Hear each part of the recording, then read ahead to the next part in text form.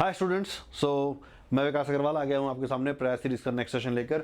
तो प्रयास सीरीज जो है इसके अंदर हम फिजिक्स पढ़ते हैं NSCJS 2024 के लिए, और इस सीरीज में हम ये सारे चैप्टर्स अब कवर कर चुके हैं।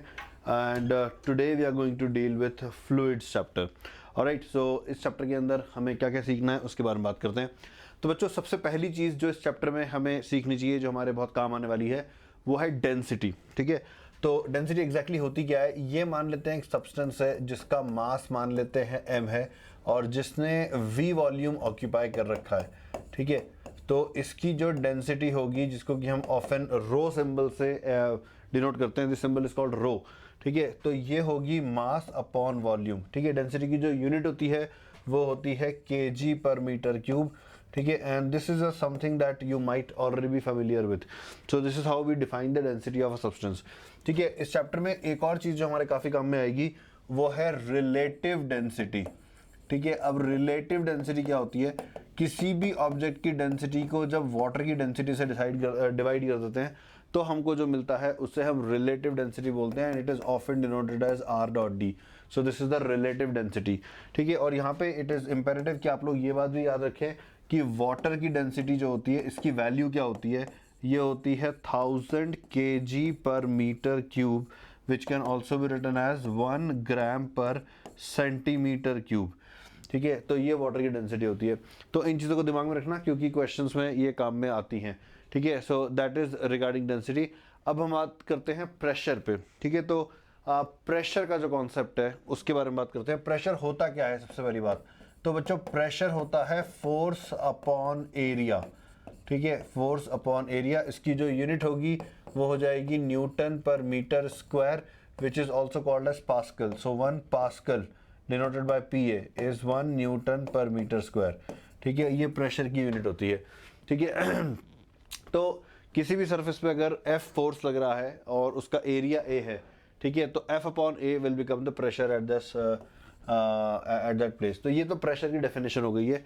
ठीक है, फ्लूइड के कॉन्टेक्स्ट में प्रेशर का क्या रोल है इस बारे में बात करते हैं। तो यहाँ से अब हम समझना स्टार्ट करते हैं कि हम किस बारे में डिस्कशन करना चाह रहे हैं। ठीक है, अभी तक जो मैं बातें बता रहा था, those were like the preliminaries की, वो सब डेफिनेशंस थी। ठीक है, दो तरह की डेफिनेशन बताई, डेंसिटी की और प्रेशर की। अब मान लेते हैं ये कंटेनर है। ठीक है, अब इस कंटेनर के अंदर मान लेते हैं फ्लूइड है। ठीक है, कोई सा भी फ्लूइड इमेजिन कर लो, जैसे कि you can think about water also. ठीक है, यहाँ पर ये याद रखना कि हम जो भी फ्लूइड की बात कर रहे हैं, ठीक है, we are assuming that this fluid is incompressible. ठीक है, इनकम्प्रेसिबल का मतलब यह है कि इसके ऊपर कितना भी फोर्स लगा दो इसकी डेंसिटी में कोई चेंज नहीं आएगा। या रादर तुम प्रेशर की बात करते हैं, कितना भी प्रेशर एक्सर्ट कर दो फ्लूइड के ऊपर, इसकी डेंसिटी में कोई फर्क नहीं आएगा। ठीक है, तो ये एक फ्लूइड है, एक कंटेनर के अंदर भरा हुआ है।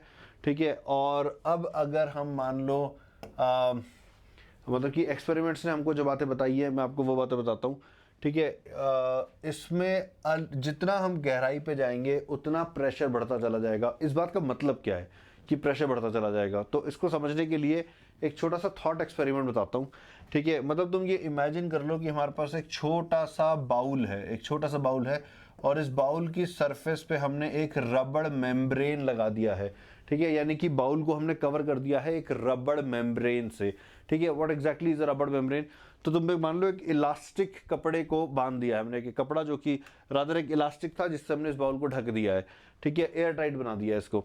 ठीक है, तो ये बेसिकली हमारे लिए काम करेगा एक प्रेशर गेज की तरह। मतलब ये हमें बताएगा कि प्रेशर की सिचुएशन क्या है। फॉर एग्जांपल, ऊपर से अगर इसके ऊपर फोर्स लगने लगेगा तो ये रबड़ मेम्ब्रेन जो है ये यूं अंदर की तरफ बेंड हो जाएगी। ठीक है, सो दैट विल इंडिकेट कि इसके ऊपर प्रेशर पड़ रहा है। ठीक है, तो ये एक छोटा सा हमारा यू कैन से डिटेक्टर है जो प्रेशर को डिटेक्ट करता है। इसको अगर हम मान लो किसी डेप्थ पे लेके जाते हैं तो वी विल नोटिस कि इसकी जो रबड़ मेम्ब्रेन है वो इस तरीके से अंदर चली गई है, यानी कि it is definitely experiencing pressure from one side. ठीक है, अच्छा, दूसरी इंटरेस्टिंग बात यह है कि अगर इसी कप को यहाँ पे ऐसे घुमा दिया जाता, ठीक है, तो फिर ये सरफेस ऐसे हो जाती, और अगर इसी कप को ऐसे घुमा दिया जाता, ठीक है, तो फिर ये सरफेस कुछ ऐसे हो जाती। मतलब नोटिस करो कि तुम सेम जगह पर, यानी कि सेम डेप्थ पे इस कप को किसी भी तरीके से ओरिएंट कर रहे हो ठीक है, तो इससे फर्क नहीं पड़ रहा है, जो फोर्स इसके ऊपर लग रहा है वो तो इसकी सरफेस से परपेंडिकुलर लग ही रहा है। ठीक है, इससे हमको ये पता चलता है कि ये जितने भी पॉइंट्स हैं, जैसे मान लो इन सारे पॉइंट्स की बात करूं, इन सारे पॉइंट पे प्रेशर ऑलरेडी एग्जिस्ट करता है। ठीक है, इन सारे पॉइंट पे प्रेशर ऑलरेडी एग्जिस्ट करता है। अगर मैं यहाँ पे एक कपड़ा डाल के छोड़ दूं तो उस कपड़े पर दोनों तरफ से प्रेशर लगेगा, इसलिए ये कपड़ा अपनी शेप चेंज नहीं करेगा। लेकिन अगर कपड़े के एक तरफ पानी और दूसरी तरफ एयर हो जाए, जैसा कि हमने इस कप की प्रेजेंस से इंश्योर किया था, तो पानी के प्रेशर की वजह से जो कपड़ा है ये बेंड हो जाता है। ठीक है, तो इससे हमें ये समझ में आ रहा है, पहली चीज़ ये कि पानी के अंदर या किसी भी लिक्विड के अंदर अलग अलग पॉइंट पे प्रेशर एग्जिस्ट करता है। पहली चीज़ ये हमें क्लियर हो रही है। दूसरी चीज़ हमें ये क्लियर हो रही है कि ये प्रेशर जो है ये इस बात पर डिपेंड नहीं करेगा कि हमने सरफेस को कैसे ओरिएंट करा है। ठीक है, किसी भी तरीके से सरफेस को रख लो, फोर्स तो लग के रहेगा, प्रेशर तो लग के रहेगा। ठीक है, तो ये दो बातें हमें क्लियर हो रही है। और एक तीसरी बात जो शायद यहाँ से क्लियर नहीं होगी, जो एक्सपेरिमेंट देखने पर ही या करने पर ही क्लियर होती है, वो ये है कि हम जितना डीप में जाते हैं, जितना डेप्थ में जाते हैं, प्रेशर उतना बढ़ता चला जाता है। इस बात को हम मैथमेटिकली प्रूव भी कर सकते हैं, लेकिन बेहतर है अभी तुम याद तो कर ही लो, प्रूव अभी थोड़ी देर में कर देते हैं। ठीक है, तो याद रखने वाली बात कौन कौन सी है? एक कंटेनर है, कंटेनर में फ्लूइड है, फ्लूइड रेस्ट पे है, इसके अलग अलग पॉइंट, इस फ्लूइड के अलग अलग पॉइंट पे प्रेशर एग्जिस्ट करेगा जो कि नॉन डायरेक्शनल नेचर का होगा। मतलब उस पॉइंट पे तुम जो भी सरफेस रखोगे उससे परपेंडिकुलर डायरेक्शन में इसके ऊपर सरफेस के ऊपर प्रेशर लगने लगेगा। ठीक है, और तुम जितना डीप में जाओगे प्रेशर उतना बढ़ता चला जाएगा। ठीक है, तो ये बात हो गई प्रेशर की। ठीक है, अब बात आती है कि चलो ये तो मैंने चीज़ें बता दी है, can we prove this, can we prove all of this? तो बच्चों बिल्कुल हम इसको प्रूव कर सकते हैं, मैं प्रूव करके दिखाता हूँ। ठीक है, तो मान लेते हैं ये कंटेनर है। ठीक है, और इस कंटेनर के अंदर पानी भरा हुआ है कुछ इस तरीके से। ठीक है, अब ये पानी पूरा का पूरा रेस्ट पे है। अब मैं तुमसे कुछ इमेजिन करने को कहूँगा, थोड़ा सा डिफिकल्ट है लेकिन तुम्हें इमेजिन करना होगा। ठीक है, तो इमेजिन करो यहाँ पे एक हॉलो सिलेंडर। ठीक है, इमेजिन करना है, मतलब हम एक्चुअल में कुछ लाके नहीं रख रहे हैं, जस्ट इमेजिन कर लो एक सिलेंडर पानी के अंदर। ठीक है, चलो हम, ठीक है, अब इस सिलेंडर के अंदर तुम्हें जितना पानी दिखाई दे रहा है, ठीक है, उसको कह देते हैं 1। ठीक है, ऑल दिस इज 1, और बाहर जो पानी है इसको कह देते हैं 2। ठीक है, अगेन रिआइटरेटिंग, ये सिलेंडर एक्चुअली प्रेजेंट नहीं है, it's not a physical substance, it's just your imagination, you are just imagining some boundaries. ठीक है, so when you are able to imagine some boundaries, there would be some amount of liquid which will be inside your imaginary boundary, and there would be some liquid which will be outside your imaginary boundary. The amount of liquid which is inside we are calling it as 1, the amount of liquid which is outside we are calling it as 2. ठीक है, अच्छा, अब अगर मैं तुमसे पूछता हूँ कि इस सिलेंडर में क्या ये तुम्हें हमेशा, ठीक है, रिमेंबर सिलेंडर का टॉप जो है वो पानी की सरफेस पे है और बॉटम कहीं पर है। ठीक है, h डेप्थ पे मान लेते हैं, ये डेप्थ h ले लेते हैं। ठीक है, तो जो बॉटम है सिलेंडर का वो h डेप्थ पे है। ठीक है, तो अब किसी भी पॉइंट ऑफ टाइम पे तुम्हें ये सिलेंडर खाली नजर आया था क्या? मतलब कि पानी स्टेशनरी है, पानी is not moving, you just imagine the cylinder, you have observed it for 5 minutes let's say, तो किसी भी पॉइंट पे तुम्हें सिलेंडर हॉलो नजर, खाली नजर आया था क्या? If no, then can we say that any point in time इस सिलेंडर के, ये सिलेंडर कंप्लीटली लिक्विड से ऑक्यूपाइड था, जो कि पानी भी हो सकता है। ठीक है, एंड देयरफॉर इस सिलेंडर का जो सेंटर ऑफ मास है वो हम इस सिलेंडर का मिड पॉइंट ले लेंगे, बिकॉज देखा जाए तो डेंसिटी यूनिफॉर्म हो गई है। ठीक है, and not only that, we can very well claim that the centre of mass is not moving. ठीक है, the centre of mass is not moving at all, which basically means that the net force here should be 0। ठीक है, मतलब अगर मैं कहता हूं कि हम एफबीडी बनाएंगे, ठीक है, अगर मैं कहता हूं कि चलो F1 का एफबीडी बनाते हैं, ध्यान से देखना कि इस एफबीडी में क्या क्या आएगा। ठीक है, तो अगर हम 1 का एफबीडी बना रहे हैं, ठीक है, देखो मैं पहले प्रेशर प्रोफाइल बनाता हूँ। ठीक है, देखना ध्यान से, यहाँ से प्रेशर एग्जर्ट हो रहा है जो कि एटमॉस्फेरिक है, यहाँ से प्रेशर एग्जर्ट होगा जो कि बढ़ता जा रहा है गहराई के साथ। ठीक है, यहाँ से भी प्रेशर एग्जर्ट होगा जो कि अगेन बढ़ता जा रहा है गहराई के साथ। तो ये सेम लेवल पे सेम लेंथ के एरो हमें ड्रॉ करने चाहिए। ठीक है, और नीचे इस सरफेस पे भी, यहाँ पे भी लिक्विड प्रेजेंट है, तो यहाँ से प्रेशर डेवलप होगा ऐसे। क्लियर है? तो ये हमने ऑब्जेक्ट 1 का एफबीडी बनाया है, बट अभी कंप्लीट नहीं हुआ है, अभी हमने केवल कॉन्टैक्ट फोर्सेस दिखाए हैं। ठीक है, अब नॉन कॉन्टैक्ट फोर्स कैसा होगा, तो नॉन कॉन्टैक्ट फोर्स में हम एक mg भी ड्रॉ कर देंगे। ये क्लियर है? ठीक है,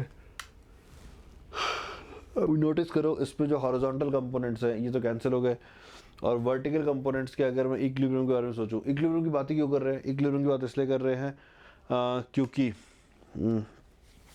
इस वन का सेंटर ऑफ मास जो है वो रेस्ट पे रहा था, यानी कि एक्सेलरेशन 0 रहा होगा। ठीक है, तो अब हम जैसे एफ क्या बनाएंगे,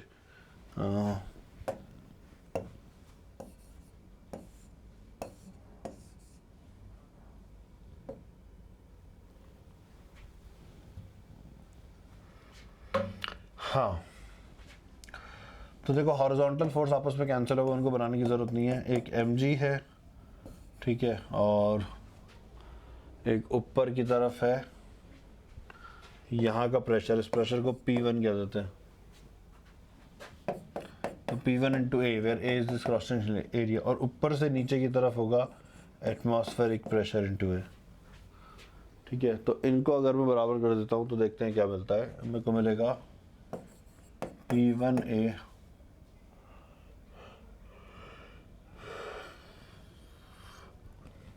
माइनस P0A, ठीक है, minus mg is equals to 0। देखो आ रहा है समझ में? तो यहाँ से हमें P1 की वैल्यू मिल रही है, ठीक है, P1 हो जाएगा rho naught plus mg by a, और m कितना है, m है density of liquid into cross sectional area into height, ये कैंसिल। तो we are getting P1 is equals to P0 plus rho g h. ठीक है, that was the formula we were trying to derive.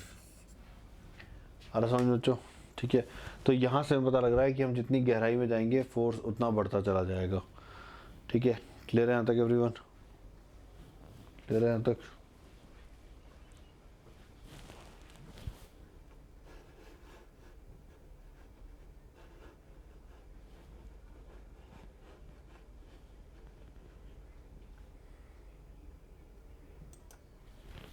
सो अब इसको हम use कैसे करेंगे, मैं उसके ऊपर एक एग्जांपल आपको करके दिखाता हूँ। तो लेट्स से इस तरह की सिचुएशन है कि एक कंटेनर है, ठीक है, कंटेनर में मान लेते हैं 20 सेंटीमीटर तक पानी भरा हुआ है, ठीक है, और इसका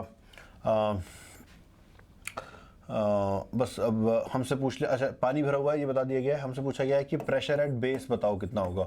तो प्रेशर एट बेस के लिए हम कैसे करेंगे, atmospheric pressure which is 10⁻⁵, this is atmospheric pressure plus density into g into h, h is 0.2, तो इसको कैलकुलेट कर देंगे तो ये हो जाएगा कितना, ये हो जाएगा 2 इंटू 10⁻3, सो रो जी एच, ओके, प्लस 10⁻⁵, तो ये हो जाएगा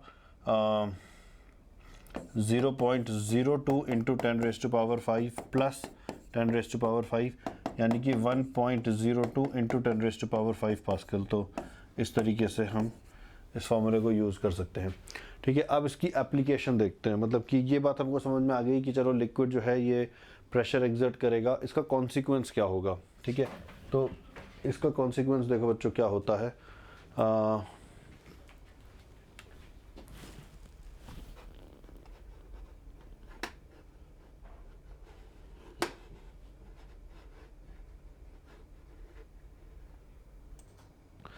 अब हम देखेंगे कि इस प्रेशर की वजह से कंटेनर वॉल्स पे क्या फ़र्क पड़ता है।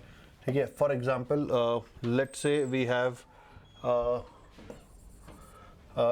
Rectangular container. ठीक है, मान लेते हैं हमारे पास इस तरह का एक रेक्टेंगुलर कंटेनर है और ये पूरा का पूरा पानी से भरा हुआ है, ऐसा मान लेते हैं।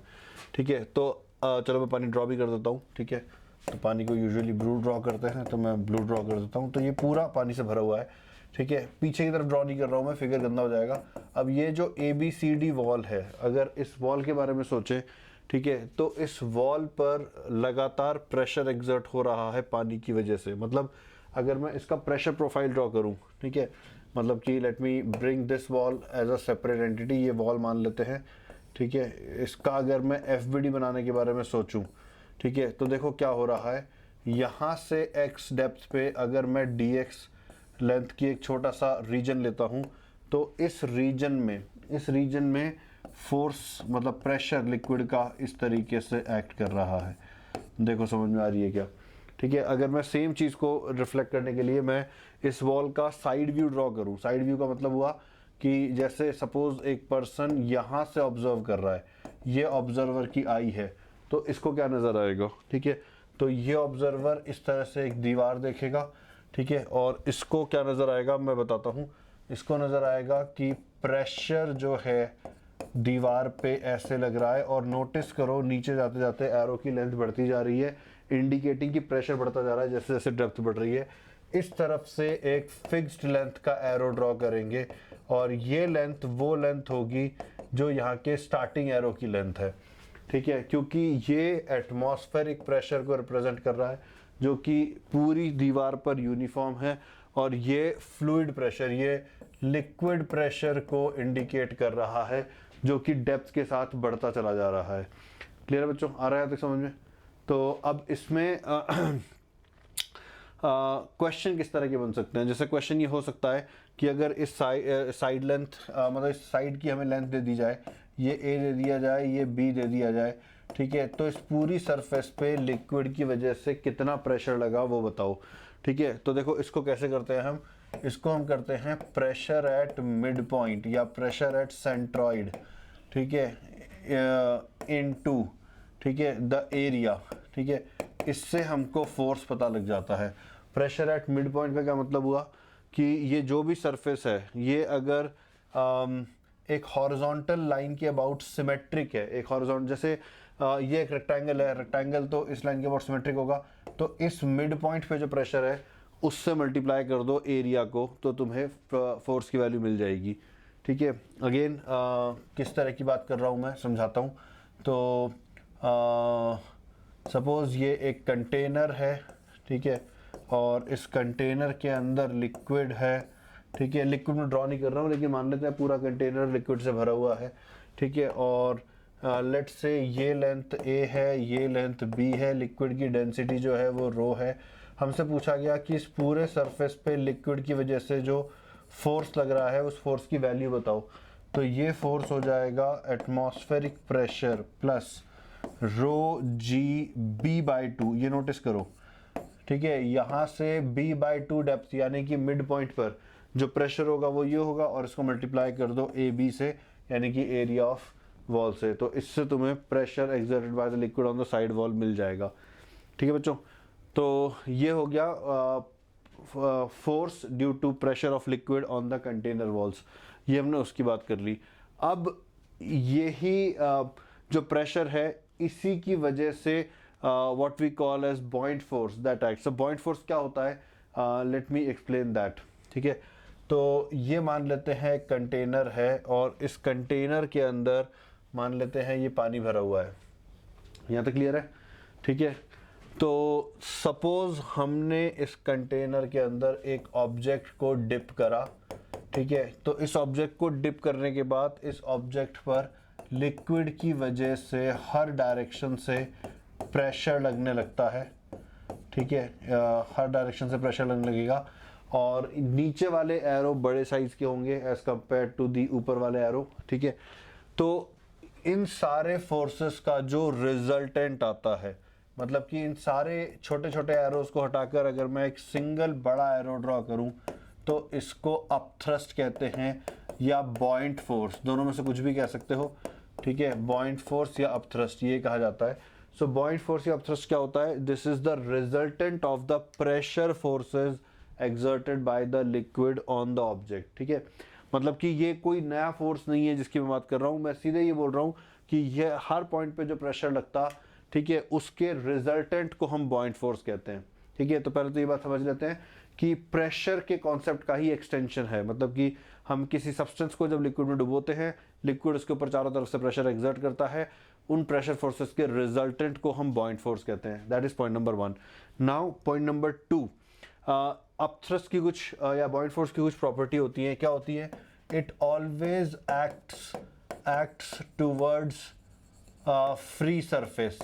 ठीक है, ऐसे भी कह सकते हैं या फिर ऐसे भी कह सकते हैं कि इट एक्ट्स अगेंस्ट ग्रेविटी, दोनों में से कुछ भी यूज कर सकते हो तुम, ठीक है। ग्रेविटी के ऑपोजिट एक्ट करता है, ये भी कह सकते हो। फ्री सरफेस, फ्री सरफेस क्या होती है? Free surface is the surface of the liquid which is expose to atmosphere, तो this surface would be the free surface in this example, ठीक है। तो it acts towards free surface और against gravity we can say. इसका जो magnitude होता है ये होता है density of liquid into the volume submerged, ठीक है, density of liquid into the volume submerged into g. So this is the magnitude of the buoyant force, ठीक है, density of liquid into volume submerged into g, ठीक है। तो ये magnitude होता है, ये डायरेक्शन होती है। अब इसके ऊपर हम कुछ एग्जांपल्स ट्राई करते हैं। फॉर एग्जांपल जैसे ये मान लेते हैं कंटेनर है, ठीक है। इस कंटेनर के अंदर मान लेते हैं पानी था, ठीक है, क्लियर है। और हमने क्या किया, इसके अंदर हमने एक आर रेडियस की बॉल को डाला, ठीक है। इस बॉल का रेडियस आर है, इसका मास एम मान लेते हैं। हमने इसको डिप करके रिलीज कर दिया, रिलीज करते ही इसका एक्सेलरेशन कितना होगा ये हमें बताना है, ठीक है। तो सबसे पहले हम इसका एफबीडी बनाएंगे। तो एफबीडी में दो तरह के फोर्सेस आ जाएंगे, एक आ जाएगा बॉल का खुद का वेट और एक आ जाएगा बॉइंट फोर्स। इनमें से बड़ा जो होगा वो डिसाइड करेगा कि एक्सेलरेशन की डायरेक्शन क्या होनी चाहिए।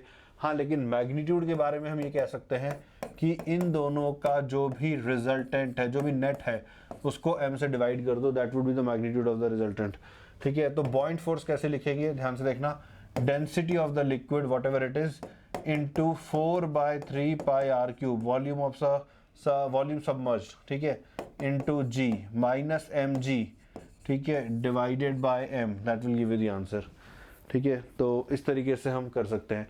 इसी क्वेश्चन को मैं थोड़ा सा एक्सटेंड करूं अगर, ठीक है, देखना बच्चों, ये बहुत अच्छा क्वेश्चन पूछ रहा हूं मैं। तो ये एक कंटेनर है, इस कंटेनर के अंदर लिक्विड भरा हुआ है, ठीक है, लिक्विड का लेवल कंटेनर से ऊपर हो गया ऐसा लग रहा है, ठीक है। और हमने क्या करा, अब इसके अंदर एक बॉल हमने रिलीज करी और एक दूसरी बॉल और रिलीज करी, दोनों की डेंसिटी, देखो लिक्विड की डेंसिटी रो मान लेते हैं, इसकी डेंसिटी को रो/2 मान लेते हैं, इसकी डेंसिटी को 2 रो मान लेते हैं, और दोनों बॉल्स को हमने एक थ्रेड से ज्वाइन कर रखा है ये मान लेते हैं, ठीक है, दोनों को हमने एक थ्रेड से ज्वाइन कर रखा है ये मान लेते हैं।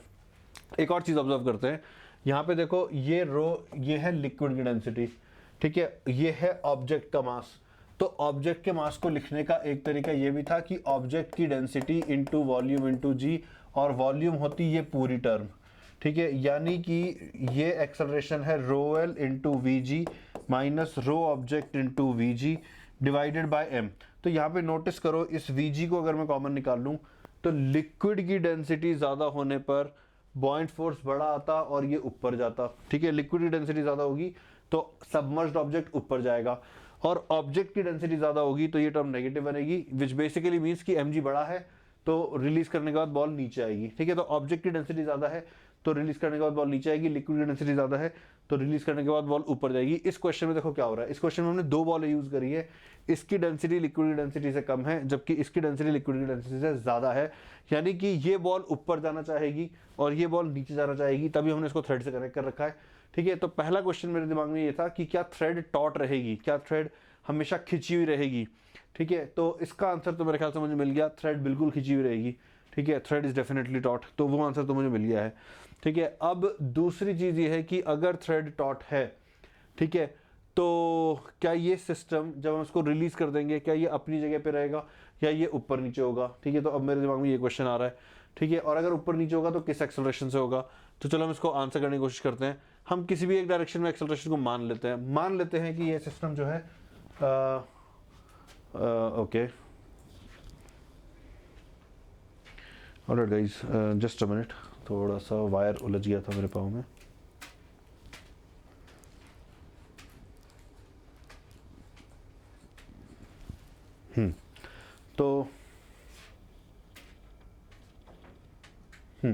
तो मान लेते हैं कि ये सिस्टम ऊपर की तरफ एक्सेलरेट हो रहा है ए एक्सेलरेशन से, ठीक है। तो हम करेंगे क्या, देखो ऊपर वाली बॉल का अगर मैं एफबीडी बनाऊं तो उसके ऊपर जो बॉइंट फोर्स लगेगा वो होगा density of the liquid into volume into g. इसका ऊपर जो mg फोर्स लगेगा वो होगा density of the object itself into volume into g, और इसके ऊपर एक टेंशन फोर्स लगेगा। तो इक्वेशन जो बनेगी वो बनेगी rho v g minus this तो ये बन जाएगी rho v g minus rho v g by 2 minus T is equals to इसका मास है रो बाई 2v, ठीक है, इंटू ए। तो ये एक इक्वेशन बन गई। और अगर मैं नीचे वाले का एफ बनाऊंगा, ठीक है, तो नीचे वाले के एफ में यहाँ पे बना देता हूँ, ऊपर आएगी टेंशन, ऊपर आएगा बॉइंट फोर्स जो कि सेम होगा रो वी जी, बिकॉज वो डेंसिटी ऑफ लिक्विड पर डिपेंड करता है, और नीचे की तरफ आएगा 2 रो वी जी, ठीक है। तो हमने एक्सेलरेशन ऊपर माना है क्योंकि ये स्ट्रिंग से बंधे हुए हैं, स्ट्रिंग टॉट है, तो ये भी ऊपर ही जाना चाहिए। तो इक्वेशन क्या बनेगी, इक्वेशन बनेगी t plus rho v g minus 2 rho v g is equals to 2 rho v into a. तो ये हमारी फर्स्ट इक्वेशन बन गई, ये हमारी सेकंड इक्वेशन बन गई। इनको सॉल्व करके हम टी की वैल्यू भी निकाल सकते हैं और ए की वैल्यू भी निकाल सकते हैं। तो अगर ए पॉजिटिव आ गया तो उसका मतलब ये है कि ये पूरा का पूरा सिस्टम ऊपर की तरफ एक्सेलरेट कर रहा है, और अगर ए नेगेटिव आया तो उसका मतलब है कि ये पूरा का पूरा सिस्टम जो है ये नीचे की तरफ जा रहा है, ठीक है। तो ये एक बात हो गई, हम निकाल सकते हैं। इसी क्वेश्चन को मॉडिफाई कैसे कर सकते हैं, मान लो हमने स्ट्रिंग को कट कर दिया, अब क्या होगा, तो स्ट्रिंग को कट करने के बाद ये जाएगा ऊपर, इसका एक्सेलरेशन पूछ सकते हैं, ये जाएगा नीचे, इसका एक्सेलरेशन पूछ सकते हैं। अगर ये ऊपर जाएगा, ठीक है, तो इसका जो भी एक्सेलरेशन है ये डिस्टेंस हमें बता देंगे, और क्वेश्चन पूछेगा कि ये सरफेस तक पहुंचने में कितना टाइम लगेगा वो बताओ। तो एक्सेलरेशन हम निकाल चुके होंगे, ठीक है। तो हम s equal to u t plus half a t square का यूज़ कर लेंगे। ये किसी स्पीड से बाहर आएगा वो पूछेगा, v square equal to u square plus 2s से निकाल देंगे। किसी स्पीड से बाहर आए तो ये ऊपर जाके वापस नीचे आएगा, जैसे कि किसी बॉल को हमने प्रोजेक्ट कर दिया हो, तो ऊपर जाके नीचे आने में कितना टाइम लगेगा वो भी हम निकाल सकते हैं, क्योंकि हमें स्पीड पता है, स्पीड ऑफ प्रोजेक्शन। तो ये क्वेश्चन आगे बढ़ाया जा सकता है, काफ़ी आगे बढ़ाया जा सकता है, ठीक है। तो आज के लिए बच्चों इतना ही। आज मैं बॉइंट फोर्स क्या होता है मैं इसी के बारे में बात करना चाहता था। नेक्स्ट क्लास में हम फ्लोटेशन को डिस्कस करेंगे, मतलब कि हम ये डिस्कस करेंगे कि एक ऑब्जेक्ट फ्लोट करेगा या नहीं करेगा, उसकी कंडीशंस क्या होगी, फ्लोटेशन, ये हम नेक्स्ट क्लास में देखते हैं, ठीक है। And then will talk about how icebergs float in ocean and how dangerous और how beautiful they can be. So I will see you in the next session everyone, take care, bye bye.